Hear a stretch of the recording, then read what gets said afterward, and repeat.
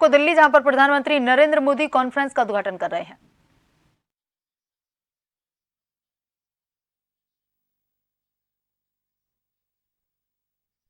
उद्घाटन करेंगे। We would like to welcome you, Honourable Prime Minister, sir, by presenting you with a small memento. And I request the Chairman of the Organising Committee of the Commonwealth Attorneys and Solicitors General Conference 2024 and the Attorney General for India, Dr. R. Venkataramani, to please do so now.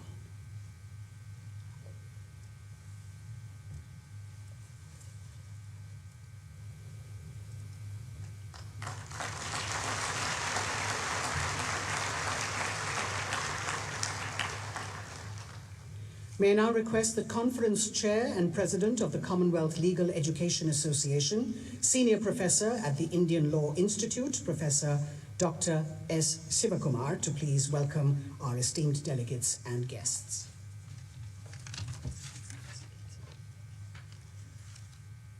Our Chief Guest, Honorable Prime Minister Sri Narendra Modi ji, Honorable Dr. Justice D.Y. Chandrachud, Chief Justice of India, dignitaries on the dais and off the dais.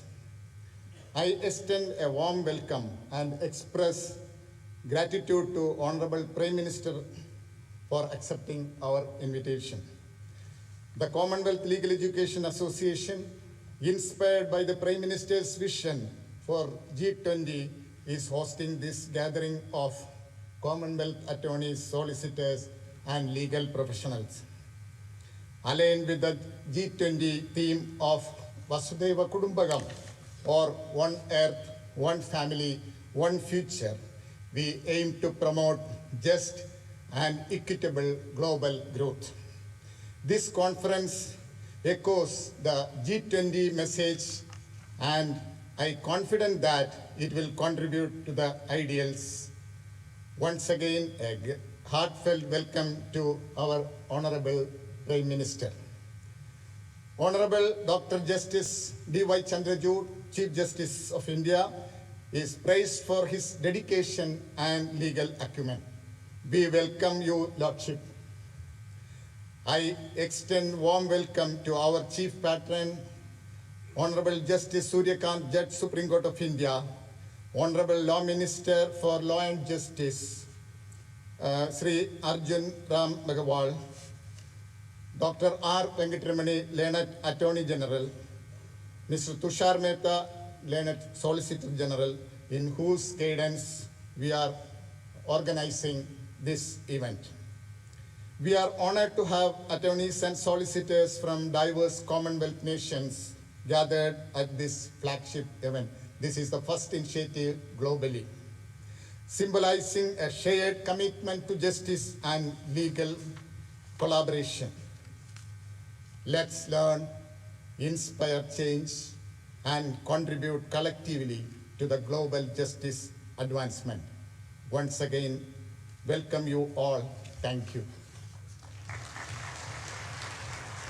Conventions and is also a member of Financial Action Task Force. India is committed to deal with several global legal challenges for which we shall have to have mutual legal assistance and sufficient legislative framework so that we can tackle and deal with certain global challenges together.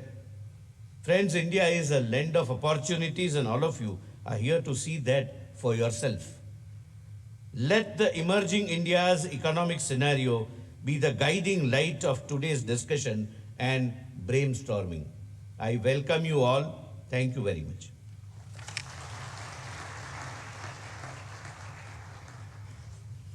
Thank you, sir. May I now request the Chairman of the Organising Committee of the Commonwealth Attorneys and Solicitors General Conference and the Attorney General for India, Dr. R. Venkataramani, to please address the Assembly.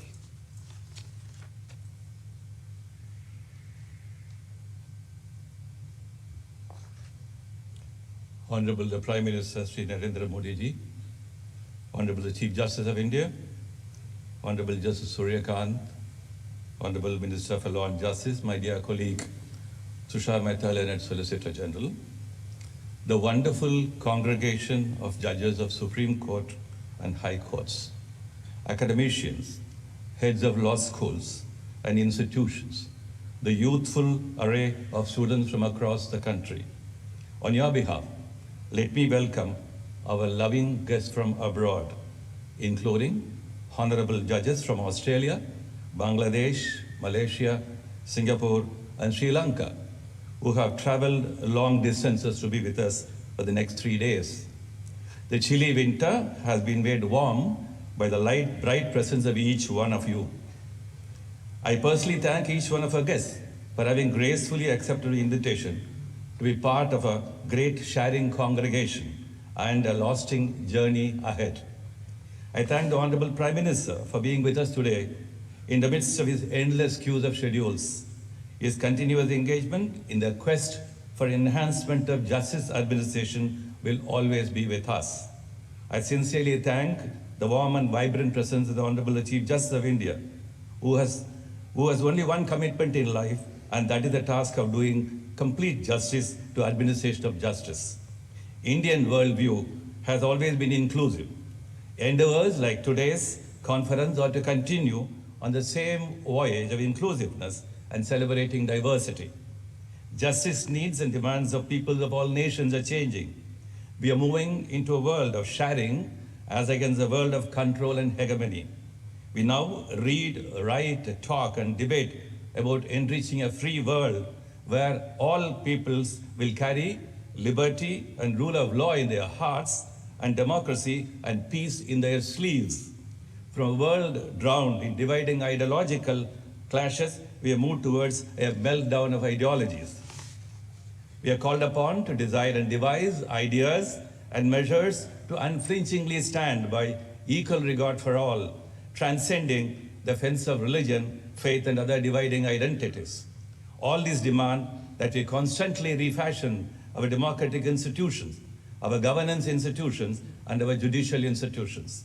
All these demand that we are always on the vigil against the emergence of newer forms of hegemony and control by any country or by any people or even by economic forces. Colonialism has both enslaved and also planted ideas of freedom and transplantation of legal systems. The amalgamation and mergers of legal systems and justice ideas are now our common heritage. The emerging frontiers of technology are like new mind and culture colonizations. They are enabling in as much as they connect and unite all of us. We are here today in many connected ways because of technology.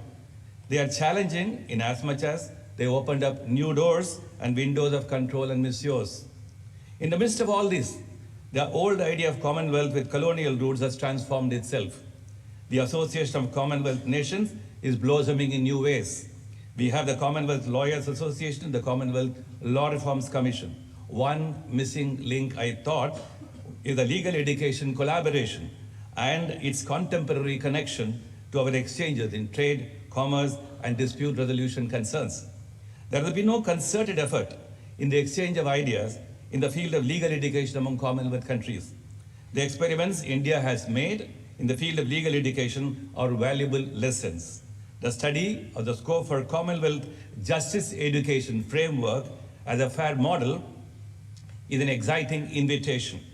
This future Commonwealth framework can aspire to be a global standard. India should act as a great stimulant.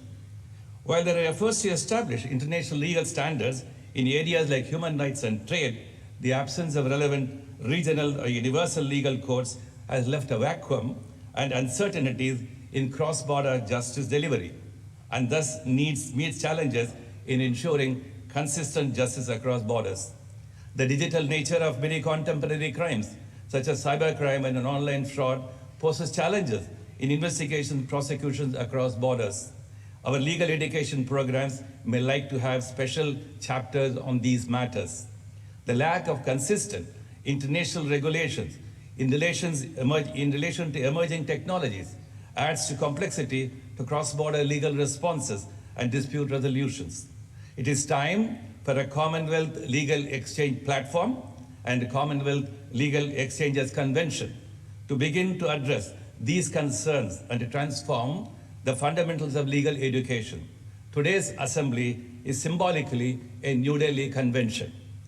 The idea of all of us being together under the umbrella of the Commonwealth Legal Education Association is to debate how to move into changing the landscapes of legal education into justice education. Addressing the justice needs of different sections of our communities, addressing the needs of cross-border justice and legal exchanges on an equal regard basis. We need to create and sustain important platforms for such exchanges. This beginning today is a humble hope for enduring relationships and connections. At the bottom of it all is the bondage of our cultures and values, distinct and special, but universal. I welcome each one of you once again.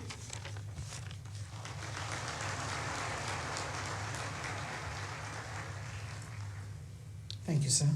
May I now request the Honourable Minister of State with Independent Charge for Law and Justice, Government of India, Shri Arjun Ram Meghwal, to please address the august gathering.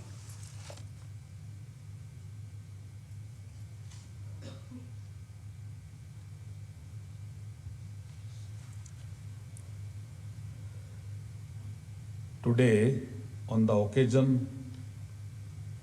this occasion, sitting on the dais, the most popular leader of the world, Yug Naik, Honorable Prime Minister of India, Shri Narendra Modi ji, Honorable Chief Justice of India, Justice Dr. D.Y. Chandrachud Sahab, Honorable Justice Surya Kant ji, Judge Supreme Court of India, and Chief Patron of CLEA, Attorney General of India, Dr. R. Venkataraman ji, Solicitor General of India, Sri Tushar Mehta ji,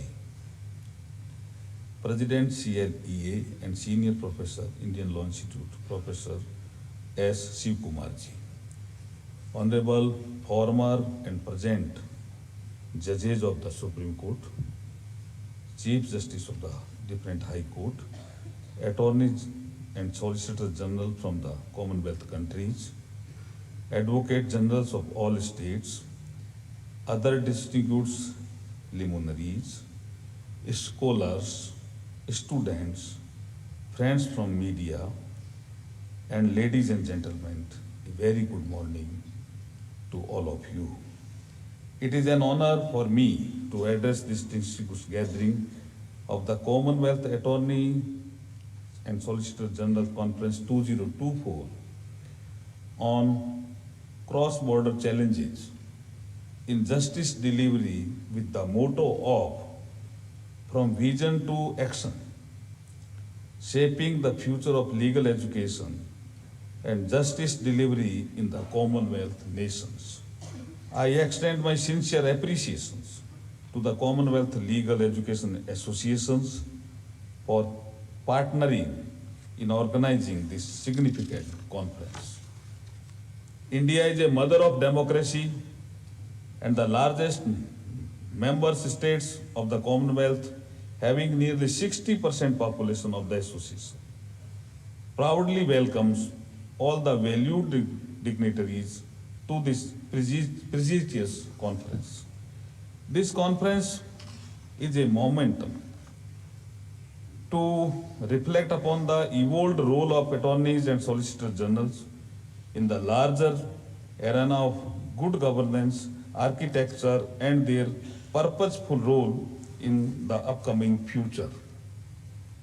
The timelines for institutionalizations of the post of Attorney General and Solicitor Generals may vary among the member states of the Commonwealth, but the historically perspective gives us valuable insights into the advisory role of this fraternity.